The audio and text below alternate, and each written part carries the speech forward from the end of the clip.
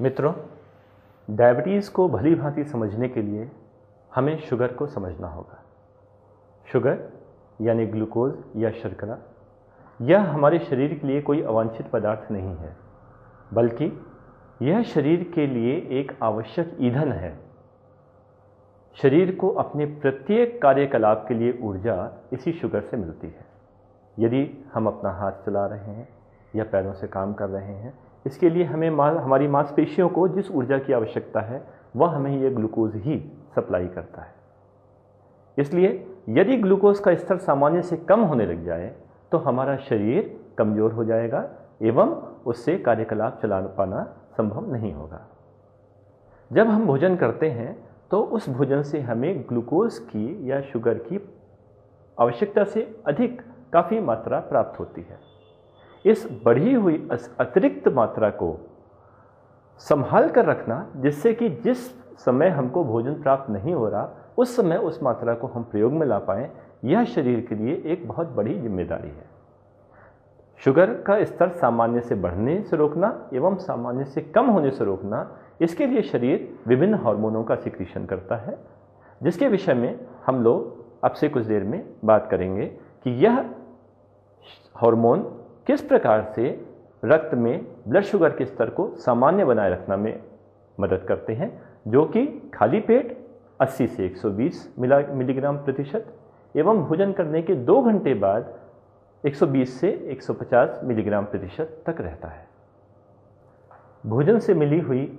शर्करा को शरीर अपने शारीरिक कार्यकलापों के लिए इस्तेमाल करता है एवं जब भोजन से यह ऊर्जा आवश्यकता से अधिक मात्रा में हमें मिल जाती है, तो जब हमें भोजन नहीं मिल रहा उस समय इस्तेमाल में लाने के लिए शरीर इस ऊर्जा को, इस शर्करा को संग्रहित करके भी रखता है। यह संग्रहण लीवर में ग्लाइकोजन के माध्यम से, हमारी मांसपेशियों में ग्लाइकोजन के माध्यम से एवं उससे भी अधिक सीमा में बढ़ जाने पर हमारे फैट सेल्स में फैट के माध्यम से किया जाता है। आइए देखते हैं कि किस प्रकार भोजन से मिलने वाली शर्करा हमारे शरीर में इस्तेमाल में आती है और एवं संग्रहित होती है। ये जो हरे रंग के क्रिस्टल्स जो आप ग्लूकोज के देख रहे हैं,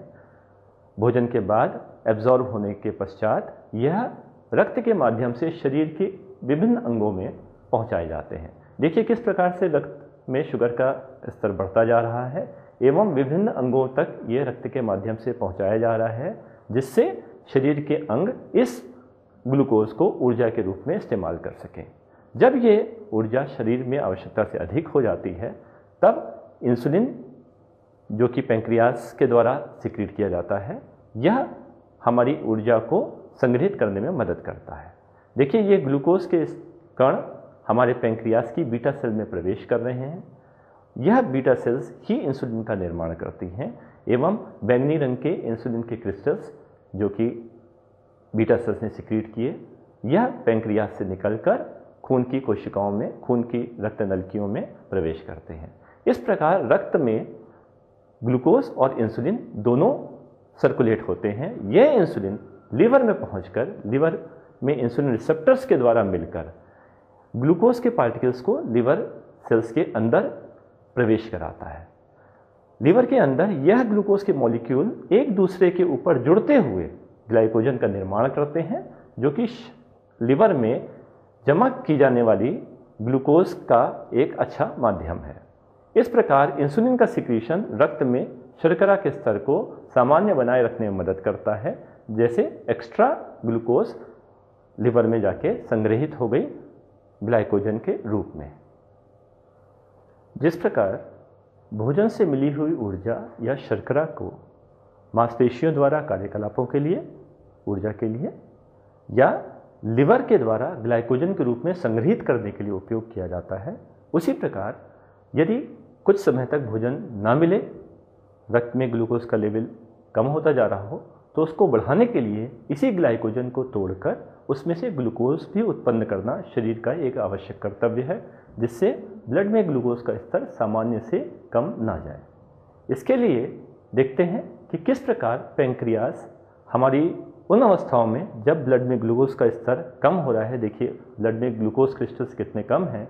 तो पैंक्रियास में स्थित अल्फा सेल्स वह यह सेंस करके कि ग्लूकोज का स्तर कम हो रहा है, पीले रंग के ग्लूकागॉन के क्रिस्टल्स का सिक्रीशन करती हैं। यह ग्लूकागॉन शरीर के विभिन्न अंगों से होता हुआ लिवर में पहुंचता है, जहां अपने ग्लूकागॉन रिसेप्टर्स में जुड़कर यह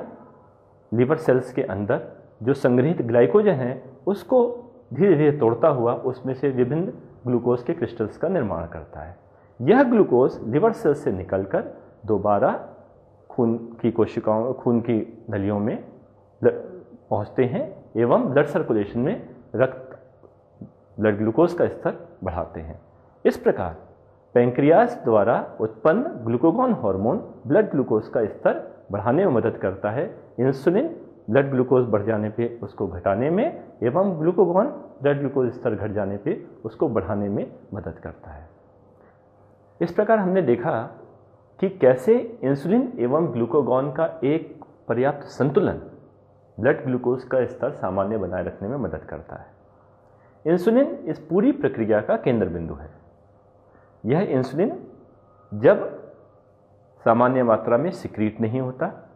या बनता तो है परंतु अपना कार्य उचित प्रकार से नहीं कर पाता, इन दोनों अवस्थाओं में ब्लड ग्लूकोज का स्तर बढ़ता जाता है, जिसे डायबिटीज़ कहते हैं। देखिए, डायबिटीज़ में ब्लड ग्लूकोज का स्तर सामान्य से बहुत अधिक बढ़ जाता है और यह शरीर के विभिन्न अंगों को प्रभावित करता है। पैंक्रियास में यदि बच्चों में टाइप 1 डायबिटीज़ है तो यह इंसुलिन की कोशिकाएं बीटा सेल्स बेकार हो जाती हैं एवं इंसुलिन नहीं बनाती, या बड़ों में टाइप 2 डायबिटीज़ में ये इंसुलिन बनाती तो हैं, जो इंसुलिन ब्लड ग्लूकोज के साथ में विभिन्न अंगों में पहुंचता है, अपने रिसेप्टर से अटैच भी होता है, परंतु ग्लूकोज तब भी सेल्स के अंदर नहीं जाता और बढ़ी हुई अवस्था में पूरे ब्लड में सर्कुलेट करता रहता है। इस प्रकार यह इंसुलिन और ग्लूकागॉन का फाइन बैलेंस गड़बड़ हो जाने से शरीर की भोजन के बाद की अवस्था या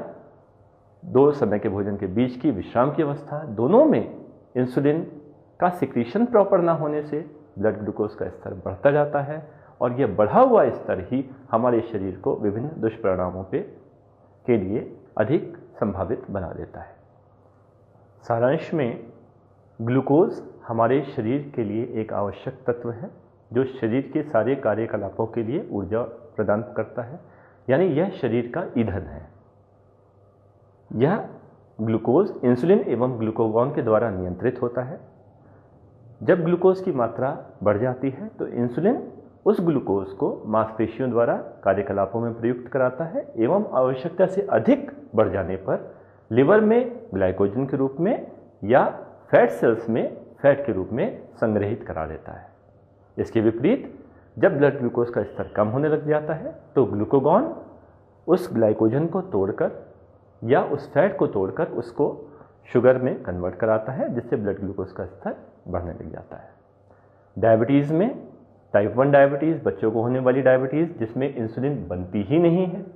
या टाइप 2 डायबिटीज़ जिसमें बनती तो है इंसुलिन परंतु उचित प्रकार से कार्य नहीं करती, ब्लड ग्लूकोज का स्तर बढ़ने लग जाता है एवं अनियंत्रित होकर शरीर के विभिन्न अंगों पर दुष्परिणाम पहुंचाता है। हमें यहाँ यही समझना है कि यदि इंसुलिन नहीं बन रही तो हमें बाहर से इंसुलिन को प्राप्त करना होगा। यदि इंसुलिन बन रही है लेकिन काम नहीं कर रही तो कुछ ऐसे मेडिसिन्स उसमें प्रयोग में लाने होंगे जो उस इंसुलिन का असर बढ़ाकर और ब्लड ग्लूकोज को नियंत्रित करने में मदद करें। यह सामान्य शरीर विज्ञान की जानकारी हमें अपने ब्लड ग्लूकोज को नॉर्मल रखने में बहुत अधिक मदद दे सकती है।